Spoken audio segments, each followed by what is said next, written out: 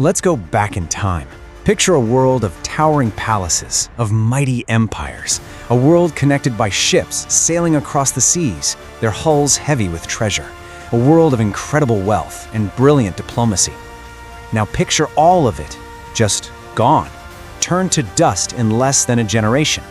This is the story of one of history's greatest mysteries, the sudden, violent, and almost total collapse of an entire civilization. You know, this wasn't some slow, gradual decline. It was like falling off a cliff, a sudden, synchronized catastrophe that just slammed the door on a thriving international world, plunging it into total darkness. I mean, for centuries, the Late Bronze Age was an age of giants. You had the Hittites, the Mycenaean Greeks, Egypt's new kingdom. They were the superpowers of their day. And they built this amazing, interconnected world that really hit its peak around 1300 BCE. But just a century later, the whole system just shattered. It's like someone flipped a switch and all the lights of civilization went out one by one, making way for a new and, honestly, a terrifying dark age. So what could possibly cause something like that? I mean, a complete disaster on this scale.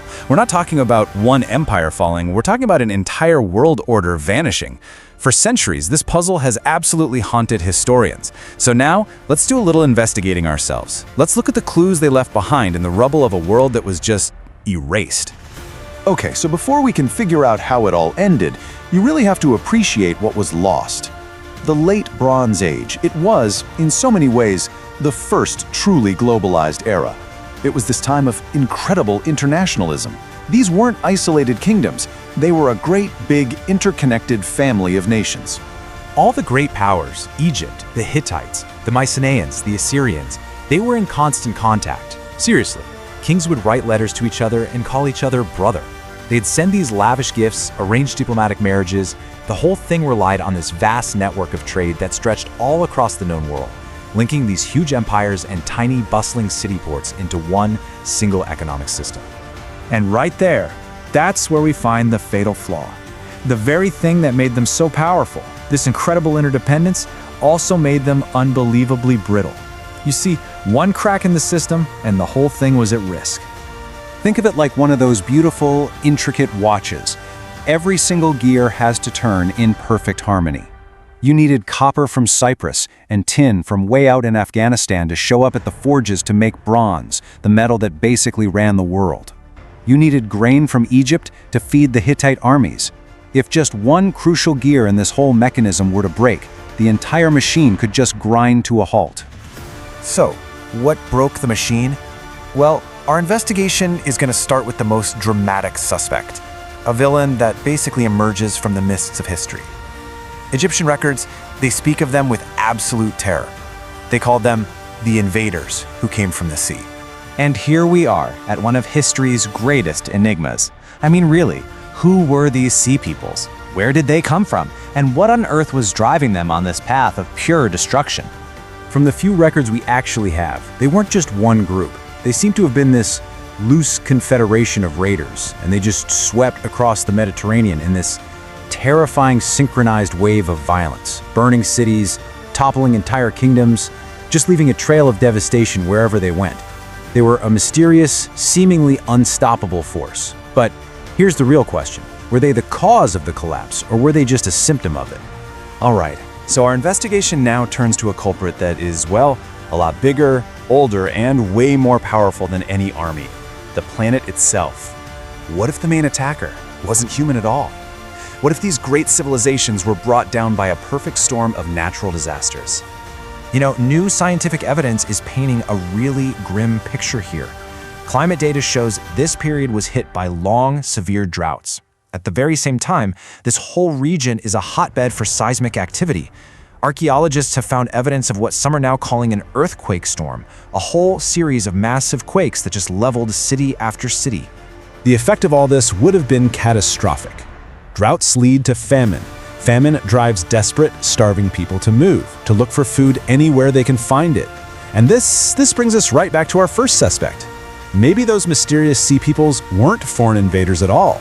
Maybe they were the displaced, starving people of the Bronze Age world itself, who turned to raiding because, well, what other choice did they have? Invaders, earthquakes, they're dramatic for sure, but it's possible they were just shocks that hit a structure that was already about to fall apart. So our final suspect isn't some external force. It's an internal weakness. It's the fragility of the system itself. It was most likely a cascade of failure. Just picture a house of cards. The external shocks, the drought, the earthquakes, the raids, they pull out the first few cards. Then the complex supply chains break. No tin means no bronze. No grain means no armies. The centralized palace economies, they were too rigid, they couldn't adapt, so they started to buckle. And that led to internal revolts as people rose up against their weakened masters. One failure just led to another and another until the entire interdependent structure came crashing down. So, the dust settled over a broken world. But you know what? The story doesn't end there. The fall of this lost civilization, it's not just some fascinating mystery. It's a chilling lesson. It's a 3,000-year-old warning delivered directly to us, right here, right now. I mean, look at this. The parallels to our own world are just unmistakable. They relied on copper and tin. We rely on microchips and rare earth metals. They depended on fragile sea routes. We depend on global just-in-time supply chains. They were hit by regional climate shocks. We're facing global climate change. And both eras, this hyperconnectivity, it doesn't just create prosperity, it creates this profound shared vulnerability. The story of the Bronze Age collapse is so much more than ancient history. It's a stark reminder that even the most powerful, most advanced civilizations are fragile. It shows us just how quickly an entire world can unravel when multiple crises hit an interconnected, brittle system all at once. The echoes of their collapse are still ringing out 3,000 years later, and they leave us with a really critical question for our own time. When you look at all the pressures on our own global system, you have to ask, just how fragile is our world? At Geotectonics, our mission is to uncover these profound tectonic shifts, offering clarity in a world of complexity. If this analysis deepened your understanding, please like this video to support our work, share it with others who seek real insight, and subscribe to Geotectonics to ensure you never miss our next deep dive. We'll continue to explore the crucial geopolitical movements that define our time. Thank you for joining us.